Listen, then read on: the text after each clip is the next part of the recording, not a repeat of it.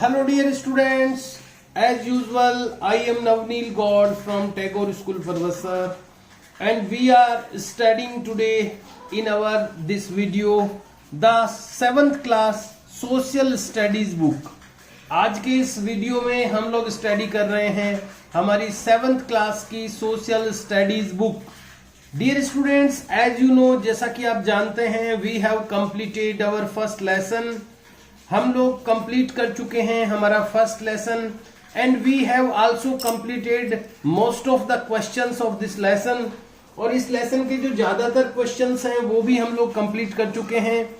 I hope you have completed all the question and answers, the written work of question answers in your notebooks in a very good hand writing.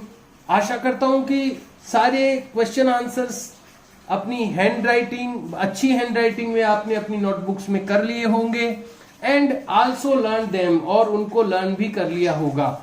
Let's start the next question answers of this lesson. आइए शुरू करते हैं इस lesson के जो बचे हुए question answers हैं उनको भी हम कंप्लीट करते हैं।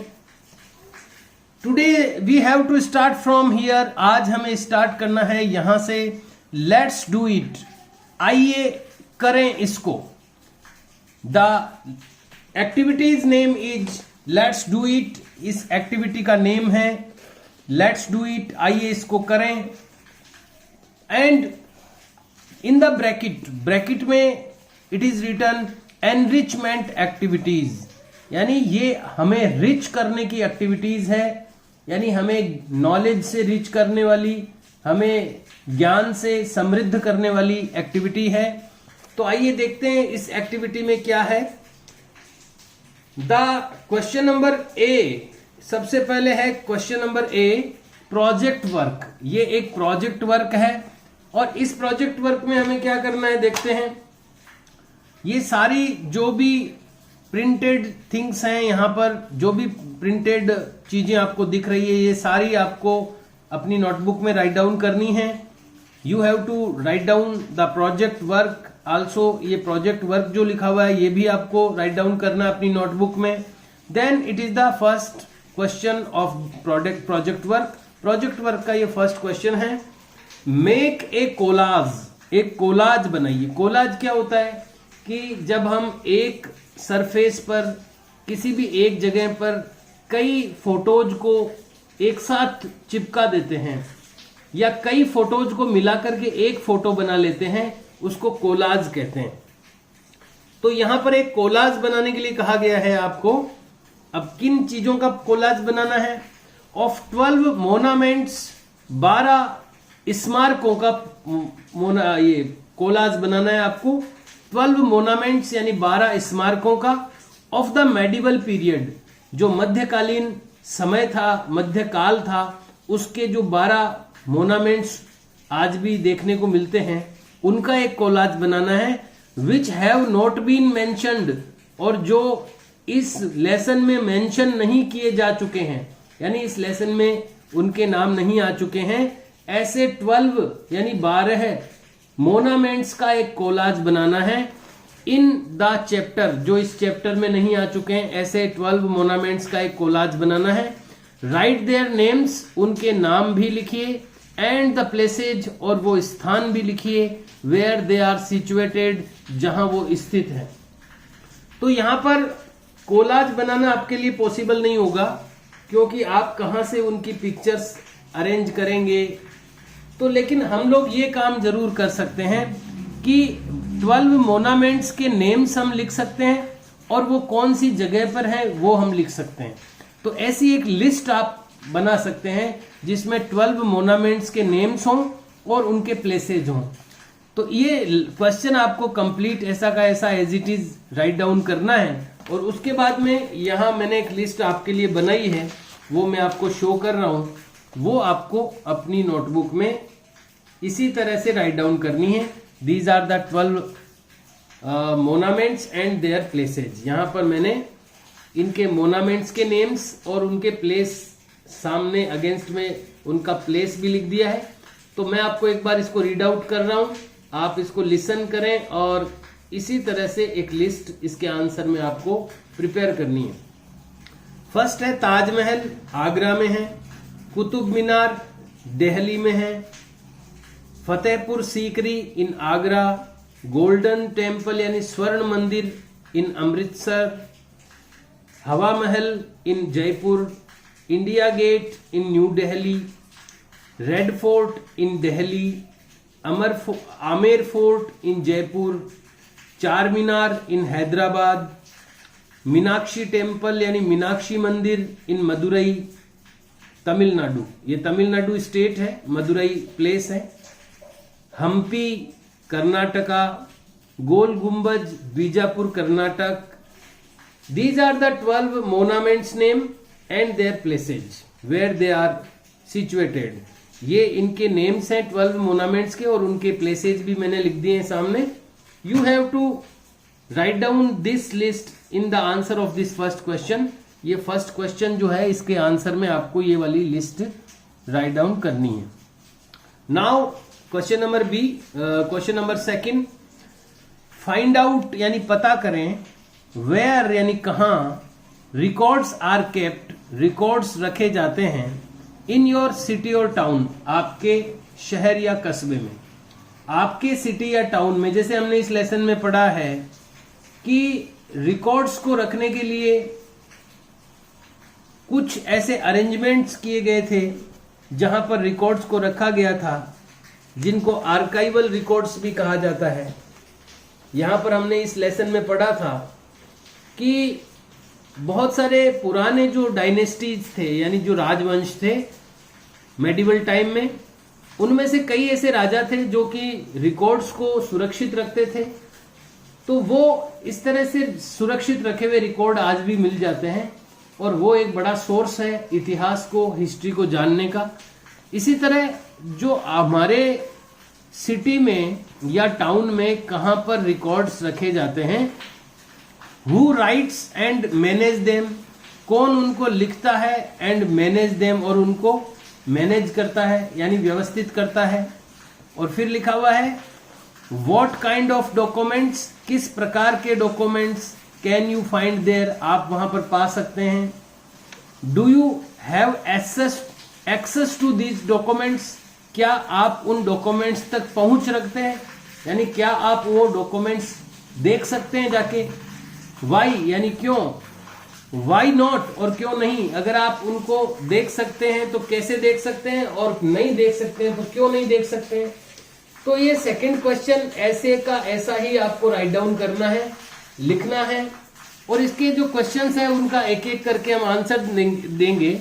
सबसे पहले इसमें पूछा गया है कि आपकी सिटी या टाउन में रिकॉर्ड्स कहां रखे जाते हैं। तो इसका आंसर इस तरह से लिखना है, इन माई टाउन, मेरे टाउन में गवर्नमेंट रिकॉर्ड्स यानी सरकारी रिकॉर्ड्स आर केप्ट रखे जाते हैं इन तहसील्स रिकॉर्ड रूम, तहसील के रिकॉर्ड रूम में रखे जाते हैं। तो एक क्वेश्चन का आंसर हमने दे दिया। अगला क्या लिखा है इसमें, who rights and manage them, कौन लिखता है और इनको मैनेज करता है। तो आपको हु की जगह पर द वर्कर्स या द एम्प्लॉइज ऑफ तहसील ये लिखना है। The employees, EMPLOYEES, the employees right. अब एम्प्लॉइज लिख दिया ना अपने, प्लूरल आ गया तो ऐसा हट जाएगा फिर यहां से। द एम्प्लॉइज ऑफ तहसील, ये हु की जगह लिखना है आपको। कौन लिखता है उन रिकॉर्ड्स को और मैनेज करता है, तो तहसील के जो एम्प्लॉइज हैं, जो कर्मचारी हैं, वो लोग ये काम करते हैं। तो हु के प्लेस पर आपको लिखना है the employees of tehsil right and manage them. यहां से भी एस को आप रिमूव कर देना, क्योंकि जब हमने सब्जेक्ट एम्प्लॉइज यानी प्लूरल लिख दिया है तो मेन वर्ब फिर प्लूरल नहीं आएगी। The employees of tehsil right and manage them, ये सेकंड आंसर हो गया। फुल स्टॉप लगाते जाएं एक एक आंसर कंप्लीट होने के बाद। अगला पूछा है what kind of documents can you find there, आप किस तरह के डॉक्यूमेंट्स वहां पा सकते हैं। तो आपको यहां से इसका स्टार्ट करना है आंसर। द डॉक्यूमेंट्स रिलेटेड, ये मैं जो बोल रहा हूं वो लिखना है आपको। The documents related to land, LAND, land यानी जमीन। The documents related to land and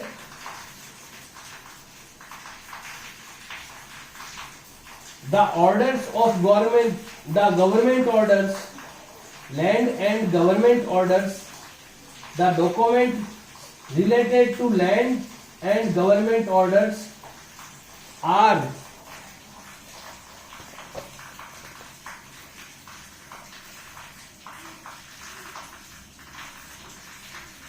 इसमें आपको थोड़ा सा चेंज कर देना चाहिए। यहां जब इसका आंसर आप स्टार्ट करें तो वी कैन से स्टार्ट कीजिए, वी कैन फाइंड देयर यहां से स्टार्ट कीजिए, फिर ये जो मैंने अभी लिखवाया इसको ऐड कीजिए, यानी अब क्या हो जाएगा answer, we can find there, हम वहां पा सकते हैं the records related to land and government orders. तो हमारा आंसर हो गया वी कैन फाइंड देयर, हम वहां पा सकते हैं the records related to land, जमीन से संबंधित डॉक्यूमेंट्स एंड गवर्नमेंट ऑर्डर्स, और सरकारी आदेशों से संबंधित गवर्नमेंट ये उससे संबंधित डॉक्यूमेंट्स। तो ये इसका आंसर हो गया। अब नेक्स्ट इसमें क्वेश्चन है, do you have access to these documents, क्या आप उन डॉक्यूमेंट्स तक एक्सेस रखते हैं। एक्सेस यानी आप वहां तक पहुंच सकते हैं, यानी क्या आप उनको देख सकते हैं उन रिकॉर्ड्स को, और अगर देख सकते हैं तो क्यों देख सकते हैं, और नहीं देख वाई नॉट, यानी देख सकते हैं तो क्यों देख सकते हैं, नहीं देख सकते हैं तो क्यों नहीं देख सकते हैं। तो इसका आंसर आपको फिर आगे लिखना है, आई हैव एक्सेस, मैं एक्सेस रखता हूं, मैं पहुंच रखता हूं, टू दीज डॉक्यूमेंट्स, इन डॉक्यूमेंट्स तक, मैं इन डॉक्यूमेंट्स तक पहुंच रखता हूं, बिकॉज क्योंकि दे आर अवेलेबल, क्योंकि वे अवेलेबल हैं, ऑन इंटरनेट आल्सो, ये इंटरनेट पे भी अवेलेबल है, इसलिए मैं उन तक पहुंच रखता हूं। So dear students, you have to write the answers like this. ये जो अलग अलग एक ही क्वेश्चन में कई सारे क्वेश्चंस हैं, इनके आंसर भी आपको लिखने हैं अलग अलग, और फुल स्टॉप लगाते रहें, बल्कि मैं तो कहूंगा कि लाइन चेंज करते रहें। एक आंसर हो गया, फिर आप नेक्स्ट लाइन में आ जाएं, फिर एक वन आंसर कंप्लीट हो गया, फिर आप हर एक नया आंसर न्यू लाइन से स्टार्ट करें। बीच में लाइन छोड़ने की जरूरत नहीं है, लेकिन नई लाइन से स्टार्ट करने से क्या है कि वो क्लियर होता रहेगा कि हाँ ये अलग अलग आंसर है अलग अलग क्वेश्चंस के। Now question number B, question number B है, इन द क्लास में there is one question only in this, इसमें केवल एक क्वेश्चन है, कंडक्ट ए डिबेट, एक वाद विवाद आयोजित कीजिए, एक डिबेट कंडक्ट कीजिए, डिबेट का मतलब होता है वाद विवाद, ऑन द टॉपिक, किस टॉपिक पे करना है debate, coins are a valuable source, कि सिक्के जो हैं वो एक मूल्यवान स्रोत हैं, वैल्यूएबल सोर्स हैं ऑफ हिस्टोरिकल एविडेंस, ऐतिहासिक प्रमाण का, हिस्टोरिकल एविडेंस का एक वैल्यूएबल सोर्स है कॉइन्स, सिक्के। इस पर एक डिबेट करनी है क्लास में, तो जब क्लास अपनी ऑर्गेनाइज होगी, हम लोग होंगे क्लास में, तो हम इस डिबेट को करने की कोशिश करेंगे। तो ये एक एक्टिविटी है, it is not a related to written work, ये रिटन वर्क से रिलेटेड नहीं है, so you have to leave this, write the question also, but write the question, लेकिन आप क्वेश्चन को जरूर लिखें, आंसर आप इसका छोड़ दें, क्योंकि ये एक एक्टिविटी है, इसका कोई रिटर्न आंसर नहीं है। Now it is question number C, values and life skills, मूल्य और जीवन के कौशल, इससे संबंधित यहां कुछ दिया गया है, आइए देखते हैं। ये जो भी इनके टॉपिक्स आते हैं ये आप जरूर लिखते जाएं।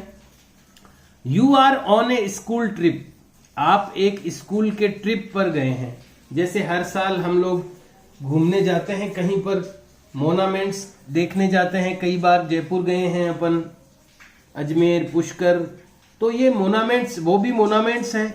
आमेर का तो नाम भी आया है अभी लिस्ट में।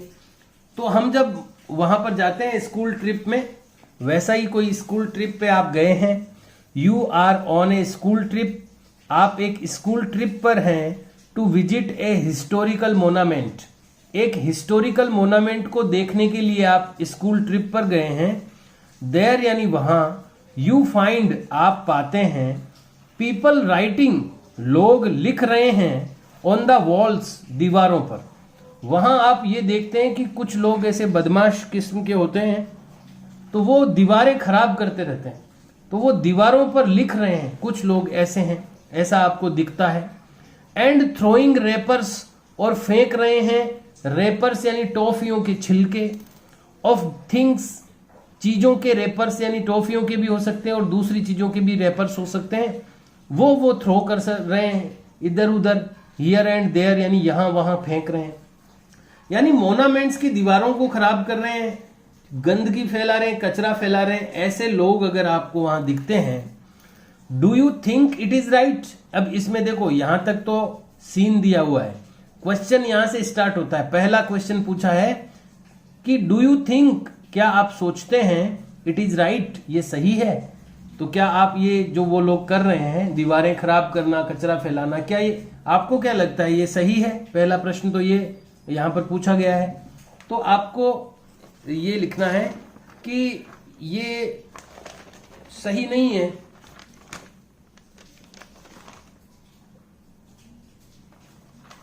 नो, आप लोग ये लिखेंगे no it is not right. यहां पर मैंने आपके लिए आंसर लिखा है नो, नहीं, इट इज नॉट राइट, ये सही नहीं है। पहला जो इसमें आया था कि do you think it is right, कि आप क्या सोचते हैं, क्या ये राइट है? No it is not right, ये राइट नहीं है। फिर दूसरा इसमें पूछा है व्हाट मैसेज, यानी क्या मैसेज, क्या संदेश, वुड इट कन्वे, इससे जाएगा, ये जो हरकत वो लोग कर रहे हैं इससे क्या मैसेज कन्वे होगा यानी जाएगा, टू द फॉरेनर्स, उन विदेशी लोगों पर। भाई वहां पर विदेशी लोग भी तो आते हैं घूमने के लिए, तो वो विदेशी लोग, फॉरेनर्स जब देखेंगे कि यहाँ के लोग देखो दीवारें खराब कर रहे हैं मोनामेंट्स की, यहाँ पर रेपर्स थ्रो कर रहे हैं, तो उनको क्या मैसेज कन्वे होगा, क्या संदेश उनको जाएगा, प्रेजेंट ओवर देयर, जो वहां पर प्रेजेंट होंगे, जो वहां पर प्रेजेंट होंगे, ऐसे जो फॉरेनर्स होंगे उनको क्या मैसेज जाएगा। तो इसका भी आंसर आपको लिखना है इट कन्वे, ये जाएगा, ए रॉन्ग मैसेज, एक गलत संदेश, टू द फॉरेनर्स, विदेशी लोगों को। तो एक रॉन्ग मैसेज जाएगा, it convey a wrong message to the foreigners, ये फॉरेनर्स के लिए एक रॉन्ग मैसेज कन्वे करेगा। अब क्या है, लास्ट में पूछा है व्हाट कैन यू डू, आप क्या कर सकते हैं, टू चेक दिस, इसको चेक करने के लिए आप क्या कर सकते हैं, कि इस तरह की हरकतें जो है उनको वो आपके नजर में आए, आपकी चेकिंग में आए, उसके लिए आप क्या कर सकते हैं। तो हम क्या कर सकते हैं, वी कैन ऑब्जर्व, हम ऑब्जर्व कर सकते हैं, अध्ययन कर सकते हैं, द थिंग्स यानी चीजों का, एंड स्टे अवेयर, और अवेयर रह सकते हैं, जागरूक रह सकते हैं, टू चेक दिस, इसको चेक करने के लिए। फिर से बता रहा हूं, we can observe the things, हम चीजों को ऑब्जर्व कर सकते हैं यानी ध्यान से देख सकते हैं, एंड स्टे अवेयर, और अवेयर रह सकते हैं, जागरूक रह सकते हैं, टू चेक दिस, इसको चेक करने के लिए। Students, you have to write down the answers like this of all these questions. In questions के आंसर जिस तरह से मैंने बताए हैं उस तरह से आप लिख सकते हैं। Now on the next page, अगले पेज पर, there are the topic is NCERT corner. अगला यहां तक के जो क्वेश्चंस हैं वो तो आपको करने ही है, उसके बाद एक नया पेज शुरू होता है, नया टॉपिक शुरू होता है, इसी लेसन के क्वेश्चंस हैं ये भी, पर एक अलग से NCERT कॉर्नर के कैप्शन के साथ ये आए हैं, उसके शीर्षक के साथ। तो आपको भी ये लिखना चाहिए बड़े लेटर्स में NCERT कॉर्नर, ये अलग से आपको कैपिटल लेटर्स में लिखना चाहिए। अब इसमें क्या है देखिए, question number 1, who was considered, कौन कंसिडर्ड किया जाता था या कौन माना जाता था, ए फॉरेनर, एक फॉरेनर कौन माना जाता था, इन द पास्ट, पास्ट में यानी भूतकाल में, पहले के समय में फॉरेनर किसको माना जाता था। तो ये हम लोग पढ़ चुके हैं इस लेसन में, मैं आपको बताना चाहूंगा। ये हम लोगों ने पढ़ा था कि जो आदमी बाहर का होता था, देखिए यहां से आपको इसका आंसर लिखना है the village in the medieval period. यहां से आपको इसका आंसर लिखना है, इन द मेडिवल पीरियड, मध्यकाल के समय में, ए फॉरेनर, देखो फॉरेनर अलग से इन्वर्टेड कोमाज में इसको क्लोज किया हुआ है, ए फॉरेनर, एक फॉरेनर, वॉज एनी स्ट्रेंजर, कोई एक स्ट्रेंजर होता था, यानी फॉरेनर कौन होता था, एक स्ट्रेंजर यानी अजनबी होता था, हु अपीयर्ड, जो अचानक प्रकट होता था यानी जो अचानक दिखता था, से इन गिवन विलेज, कहा जाता था एक दिए हुए गांव में, यानी किसी भी गांव में जो अचानक दिखता था कोई आदमी, बाहर का आदमी, उसको फॉरेनर कहते थे। और भी लिखा है इसमें, someone who was not a part, someone यानी कोई ऐसा आदमी, who was not a part, जो एक पार्ट नहीं होता था, जो हिस्सा नहीं होता था, ऑफ दैट सोसाइटी और कल्चर, उस समाज का या उस संस्कृति का जो हिस्सा नहीं होता था, ऐसा आदमी, और वो किसी गांव में जब अचानक दिखता था तो वो फॉरेनर कहते थे उसको। वो फॉरेनर यानी विदेशी या अजनबी, जो स्ट्रेंजर भी होता था यानी अजनबी भी होता था, जो पहली बार दिखता था, उसको फॉरेनर माना जाता था, भले ही वो भारत का ही हो। इसीलिए हमने आगे और भी पढ़ा है कि शहर में रहने वाले जो थे वो गांव वालों को फॉरेनर मानते थे, गांव वाले शहर वालों को फॉरेनर मानते थे, यानी जो आदमी नया दिखता था उसको फॉरेनर ही मान लेते थे।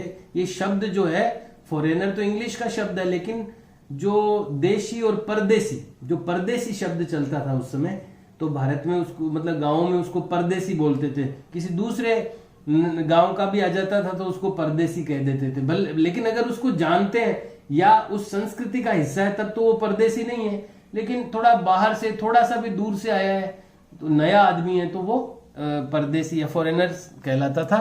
तो ये आपको लिखना है कि फॉरेनर कौन होता था, यहां से लेकर आपको कल्चर तक इसका आंसर लिखना है। Now the next question is, अगला जो क्वेश्चन है क्वेश्चन नंबर 2, स्टेट यानी कहें वेदर ट्रू और फॉल्स, कि कौन सा ट्रू है, ये ट्रू है कि फॉल्स है, ये बताएं कि वेदर का मतलब होता है कि, बताएं कि ट्रू और फॉल्स सही है कि गलत है।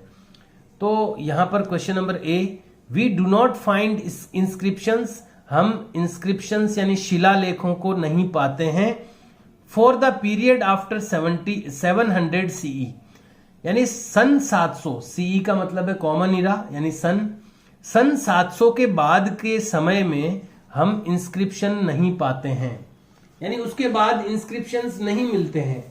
तो ऐसा नहीं है, इंस्क्रिप्शंस तो हमेशा ही मिलते हैं, बनते रहते हैं। आज भी कई बार कई जगहों पर इंस्क्रिप्शंस बनाए जाते हैं, दीवारों पर खोदे जाते हैं, पत्थरों पर खोदे जाते हैं। आपने भी देखे होंगे कई बार कई जगहों पर नाम खोदे हुए रहते हैं। लिखना अलग चीज है, खोदना अलग चीज है। तो ये बात गलत है कि सन 700 के बाद इंस्क्रिप्शंस नहीं मिलते हैं। It is false, so you have to write the F for it, इसके लिए आपको फॉल्स का एफ लिखना है। द नेक्स्ट इज, अगला है द मराठाज, जो मराठा साम्राज्य था, asserted there political importance, asserted यानी उन्होंने बढ़ाया, देयर पॉलिटिकल इंपोर्टेंस यानी उनका राजनीतिक महत्व, मराठा लोगों ने उनका राजनीतिक महत्व बढ़ाया ड्यूरिंग दिस पीरियड, इस समय के दौरान। तो सन 700 के बाद में मराठाओं का भी जो इंपॉर्टेंस था, महत्व था, वो उन्होंने बढ़ाया। तो ये भी ट्रू है, ये भी सत्य है, तो इसके लिए भी 2T लिखें आप। सी, फॉरेस्ट ड्वेलर्स यानी जंगल में रहने वाले, वर समटाइम्स पुश्ड आउट, उनको कई बार, पुश यानी होता है धकेलना, उनको बाहर धकेल दिया गया। जंगल में रहने वाले लोगों को कई बार बाहर धकेल दिया गया, ऑफ देयर लैंड्स, उनकी जमीनों से, with spread of agriculture settlement, यानी खेती के जो समझौते हुए उसके फैलाव के कारण। यानी खेती, लोगों को खेती करने के लिए नई नीज, भाई खेत कहां से बनते हैं? खेत बनते हैं जंगलों को काट कर। तो जब जंगल कटेंगे तो वहां रहने वाले लोगों को बाहर जाना पड़ेगा। तो जैसे जैसे खेती के सेटलमेंट बढ़ते गए, यानी खेती की जो समझौते बढ़ते गए या खेती की जमीन की आवश्यकता बढ़ती गई, वैसे वैसे कई बार जो फॉरेस्ट ड्वेलर्स थे, यानी जंगल में रहने वाले लोग थे, वो उनको बाहर फेंक दिया, बाहर धकेल दिया गया कई बार। तो ये बात ठीक है। You have to write T for true for it, इसके लिए आपको टी लिखना है। Question number D, Sultan Ghiyasuddin Balban, ये एक सम्राट था, जो विदेशी सम्राट, फॉरेनर था, जिसने भारत पर आक्रमण करके यहाँ पर शासन किया कुछ समय तक। सुल्तान गयासुद्दीन बलबन कंट्रोल्ड, इसने कंट्रोल किया असम, मणिपुर एंड कश्मीर, इसने असम, मणिपुर और कश्मीर को कंट्रोल किया। इट इज फॉल्स, ये गलत है, इसलिए आपको इसके लिए एफ लिखना है। Now it is the question number 3, fill in the blanks, खाली स्थान भरिए। क्वेश्चन नंबर ए, इसका क्वेश्चन नंबर ए है आर्काइव्स।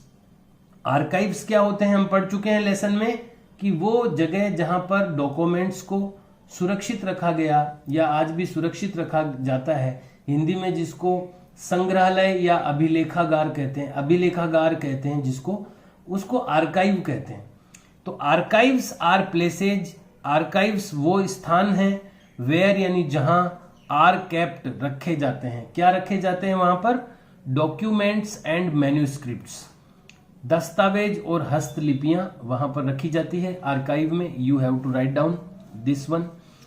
क्वेश्चन नंबर बी, यहां पर हमें फिल करना है, was a 14th century chronicler, ये 14th यानी 14वीं शताब्दी का क्रॉनिकलर है, यानी इतिहासकार है या घटनाक्रम लिखने वाला व्यक्ति था, ये 14वीं शताब्दी का। तो 14th सेंचुरी का क्रॉनिकलर था, ये कौन था?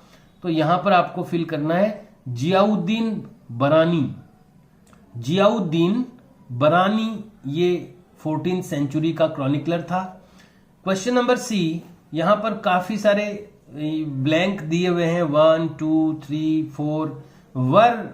वर यानी थे, सम ऑफ द न्यू क्रॉप्स, ये कुछ नई फसलें थी, introduced into the sub continent, इस अपने भारतीय सब कॉन्टिनेंट में जिनको इंट्रोड्यूस किया गया, परिचय करवाया गया, लाया गया, ड्यूरिंग दिस पीरियड, इस पीरियड के दौरान। तो हम कई सारे नाम इसमें पढ़ चुके हैं, उसमें से कोई भी 4 आप लिख सकते हैं। ये यहाँ पर हमने पढ़े थे कुछ names, mangoes, tobacco, grapes, ice, chillies, ये इनके अलावा भी कुछ है, तो मैंने कुछ और लिखे हैं इसमें। पोटैटोज, आलू उस टाइम आए, कॉर्न यानी मक्का उस टाइम आया, चिलीज यानी मिर्ची है, कॉफी है। ये 4 फसलें यहाँ पर लिख दी है जो कि उस टाइम, ये जो मेडिवल टाइम था उस टाइम इंट्रोड्यूस की गई भारत में। तो ये 3 यहाँ पर फिल इन द ब्लैंक्स थे जो आपको लिखने थे।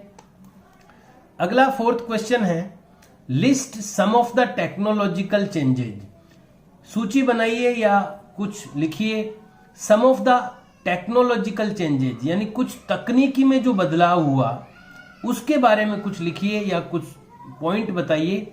Associated with this point period, जो इस समय से सब जुड़े हुए हैं, यानी इस पीरियड में, इस समय में, मेडिवल टाइम की बात हो रही है, इस मेडिवल टाइम में जो टेक्नोलॉजिकल चेंजेज हुए, जो तकनीकी बदलाव हुए, उनके बारे में लिस्ट बनाइए या लिखिए। तो हम लोगों ने स्टडी की है इसमें कि किस तरह के टेक्नोलॉजिकल चेंजेज हुए थे, ये हम पढ़ चुके हैं। मैं आपको बताना चाहूंगा, हमने देखिए यहां से, इसको 3rd पेज पे था ये, यहां से आपको स्टार्ट करना है लिखना। At different moments in this period, इस पीरियड के अलग अलग समयों में, मोमेंट्स में, न्यू टेक्नोलॉजीज यानी नई नई जो टेक्नोलॉजीज थी नई नई जो तकनीकें थी, एमर्ज्ड यानी उभरी, नई नई टेक्नोलॉजी इस समय में एमर्ज्ड हुई यानी उभरी, जैसे कि like the Persian wheel irrigation, जैसे कि फारसी जो पहिए का जो सिंचाई पद्धति है, इरिगेशन यानी सिंचाई पद्धति, पारसी पहिए वाली सिंचाई पद्धति, पर्शियन व्हील इरिगेशन की टेक्नोलॉजी आई उस time, the spinning wheel in weaving, weaving यानी बुनाई में कताई वाला पहिया, स्पिनिंग व्हील का प्रयोग शुरू हुआ, वीविंग यानी बुनाई में, स्पिनिंग व्हील का मतलब कताई करने का पहिया, यह technology I. And fire arms, और जो अग्नि उगलने वाले शस्त्र हैं, आग्नेयास्त्र फायर आर्म्स हैं, इन कॉम्बैट यानी युद्धों में इनका भी प्रयोग उस समय शुरू हुआ। यहां फुल स्टॉप लगाना है। तो ये कुछ टेक्नोलॉजिकल जो चेंजेज हुए उनके बारे में इस तरह से हमने पढ़ा है और वो आपको यहां पर लिखना है। Next question number 5, what were some of the major religious developments, क्या थे कुछ of the major religious development, यानी क्या थे कुछ बड़े धार्मिक विकास, कुछ बड़े बड़े धार्मिक डेवलपमेंट क्या हुए ड्यूरिंग दिस पीरियड, इस पीरियड के दौरान। तो धर्म से संबंधित काफी चीजें इस समय के दौरान हुई, भक्ति आंदोलन हुआ, ये सब हमने पढ़ा है। तो यहां पर मैं आपको शो करना चाहूंगा कि किस तरह के धार्मिक जो है वो यहां पर बदलाव हुए। काफी थोड़ा लंबा आंसर है इसका, लेकिन मैंने इसमें से थोड़ी चीजें ही आपके लिए सेलेक्ट की है। एक तो आप यहां से स्टार्ट करेंगे, दीज इंक्लूडेड, इसमें शामिल है the worship of new deities, यानी नए नए देवताओं की जो पूजा है इस समय में शुरू हुई, द कंस्ट्रक्शन ऑफ टेम्पल्स, यानी मंदिरों का निर्माण हुआ, बाय द किंग्स, राजाओं के द्वारा, एंड द इंक्रीजिंग इंपॉर्टेंस, और महत्व बढ़ा, किसका इंपॉर्टेंस इंक्रीज हुआ, ऑफ ब्राह्मण्स, ब्राह्मणों का जो इंपॉर्टेंस था वो बढ़ा, द प्रीस्ट यानी पुजारियों का, as dominant group in society, प्रभावी समूहों के रूप में सोसाइटी में यानी समाज में, डोमिनेंट ग्रुप्स यानी प्रभावी समूहों के रूप में ब्राह्मणों का और पुजारियों का जो इंपॉर्टेंस है, जो महत्व है वो इंक्रीज हुआ। एक तो ये रिलीजियस जो डेवलपमेंट हुआ वो हुआ। एक आप यहां से लिख सकते हैं, one of the significant developments of this period, एक जो महत्वपूर्ण जो विकास हुआ इस पीरियड में, वॉज द एमरजेंस यानी उभरना, किसका उभरना, ऑफ आइडिया ऑफ भक्ति, जो भक्ति का जो आइडिया था, भक्ति का जो विचार था उसका उद्भव हुआ, उसका इमरजेंस हुआ इस समय में, of A loving personal deity, यानी व्यक्तिगत देवता या प्रेम के देवता, दैट डिवोटीज कुड रीच, जहां तक जो श्रद्धालु हैं वो पहुंच सकते हैं, यानी ऐसे देवताओं को माना जाने लगा जो प्रेम से जुड़े हुए थे, प्रेम के देवता थे, और जहां तक डिवोटीज जो हैं, जो श्रद्धालु हैं, वो जहां तक पहुंच सकते हैं, without the aid of priest and priest, जहां पुजारियों के बिना किसी सहायता के भक्त सीधे भगवान तक पहुंच सकते हैं, ऐसी विचारधाराओं का प्रारंभ हुआ। और एलेबरेट रिचुअल्स यानी विस्तृत अनुष्ठानों के बिना और पुजारियों की सहायता के बिना, यानी बिना किसी पुजारी की हेल्प के या बिना कोई अनुष्ठान किए, लोग श्रद्धालु जो थे, डिवोटीज जो थे, अपने भगवान तक पहुंच सकते हैं। प्रेम का रूप ही भगवान का रूप होता है। ये जो डेवलपमेंट हुआ ये भी इस समय में हुआ। तो यहां पर आपको यहां तक इसको लिखना है। तो दो इसके मैंने पार्ट आपके लिए सिलेक्ट किए थे, हालांकि और भी चीजें, पर ये इंपॉर्टेंट पार्ट है, ये दोनों आप लिख देंगे इसके आंसर में तो सफिशिएंट हो जाएगा। Dear students, you have to do up to question number 5। आपको ये क्वेश्चन नंबर 5 तक का वर्क करना है आज के वीडियो से। And there is only some questions, there are only some questions remaining in this topic now। अब इस टॉपिक में केवल बस ये ही क्वेश्चंस रिमेनिंग रहे हैं। नीचे एक क्वेश्चन है, after these questions the lesson will be completed, इसके बाद लेसन कंप्लीट हो जाएगा and we will start the next lesson from the geography part. अगला जो लेसन हम लोग स्टार्ट करेंगे वो ज्योग्राफी के पार्ट से करेंगे, यानी भूगोल के पार्ट से करेंगे। We have completed one lesson from the history but some questions are remaining, लेकिन कुछ प्रश्न बचे हुए हैं। 5 और 6 क्वेश्चंस आर रिमेनिंग नाउ, 5 या 6 क्वेश्चन बचे हैं which we will completed in the next video. अगले वीडियो में हम लोग ये बचे हुए क्वेश्चंस भी कर लेंगे और हो सकता है कि नया लेसन भी स्टार्ट कर दें। You have to complete the questions which I told you in today's video. आज के वीडियो में मैंने जो क्वेश्चंस आपको बताए हैं वो आपको करने हैं अपनी नोटबुक्स में। और ध्यान रहे कि आप जो भी क्वेश्चंस करते हैं वो बहुत ही सुंदर हैंडराइटिंग में करें ताकि उसको आप भी पढ़ पाएं जब आपको लर्न करना हो, और हम भी उनको चेक करते समय पढ़ पाएं। तो इस तरह की हैंडराइटिंग में लिखें ताकि वो विजिबल हो, दिखने योग्य हो, कोई उनको पढ़ सके, समझ सके, आप भी पढ़ सकें, आपके भी वो काम आ सके। तो ध्यान रखिए, जल्दबाजी करके आप अपनी हैंडराइटिंग को बैड हैंडराइटिंग में चेंज नहीं करें, बल्कि हैंडराइटिंग को इम्प्रूव करते जाएं और बहुत ही सुंदर बनाते जाएं। Have a nice day dear students, we will meet now in next video. See you and bye.